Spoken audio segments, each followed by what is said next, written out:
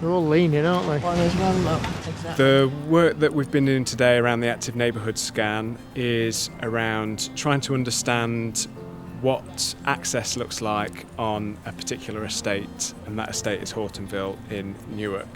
So we're looking at what it takes for residents to walk and wheel around the estate, how difficult that might be, where are the barriers, where are the challenges. So in terms of the neighbourhood scans, that's part of a bigger project called Investing in Communities. So working across Hawtonville and listening to our residents and our tenants and really understanding what it's like to live in areas of Newark and Sherwood, particularly areas where we see high levels of health inequalities. The information that we get from today is going to, I guess it's a bit of a two-pronged approach. So one, it will then help us work with our other internal services at the District Council, but also wider service partners to look if there is investment needed. And what we're really interested in today specifically is how accessible the estate is for people to walk around or to wheel around, to use mobility aids, to use scooters, to use whatever. So today is a small group of our Best Years Hub.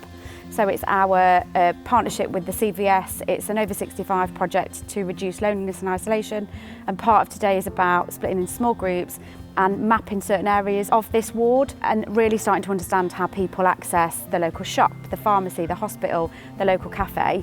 And I think where we've potentially got the ability to take action or to support and empower volunteers to take action, we need to understand what their barriers to participation are, what stops them walking to Heron. And it might not be around road services or lighting, it might be around, well actually we've got an increase of ASB in this area, so that's our job then to escalate that to the services that can support this area a little bit better.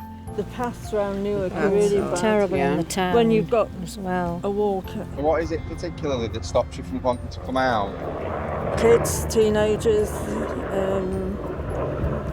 What is it about them? Well, when you get older, you're frightened of them taking advantage and taking your bags.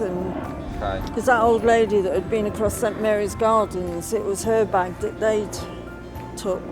The one who stopped and warned me going over St Mary's Gardens, because she'd been robbed on their bag, kids.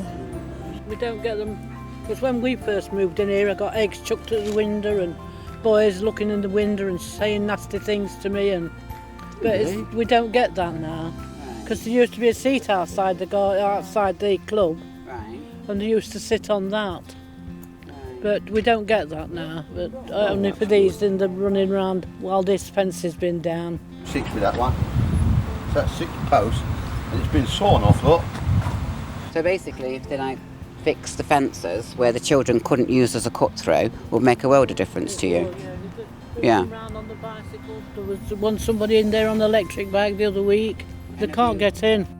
The older generation are afraid of the ASB. They are afraid of the youngsters. It's coming up to summer holidays.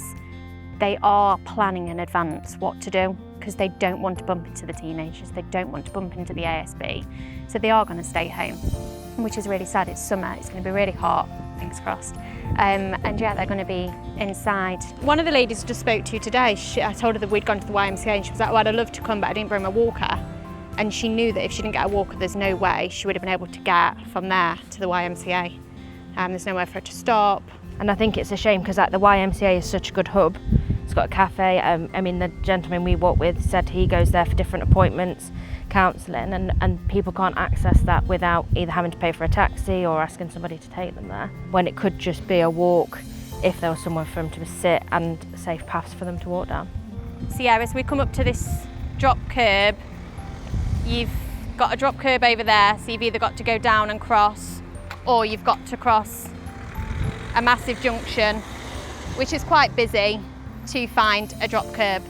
Your normal route of going straight across is onto a grass verge, and anybody with mobility issues is going to struggle with that. There's no seating, is there? You have to actually go into the park to sit down. There should be seats around, shouldn't they, so you don't have to go in.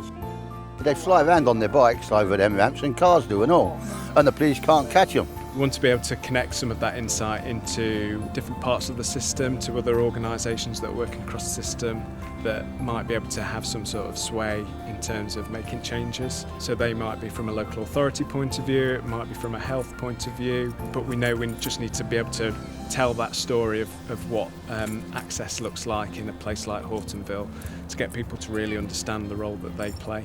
We're doing quite a lot of work around trying to understand what the building blocks of health look like for residents living in this community, and we know that it's really important that all of those building blocks are in place for people to live happy and healthy lives. So what we've been doing over the last few months and last few years actually is try and build our understanding of what those building blocks of health look like for residents here.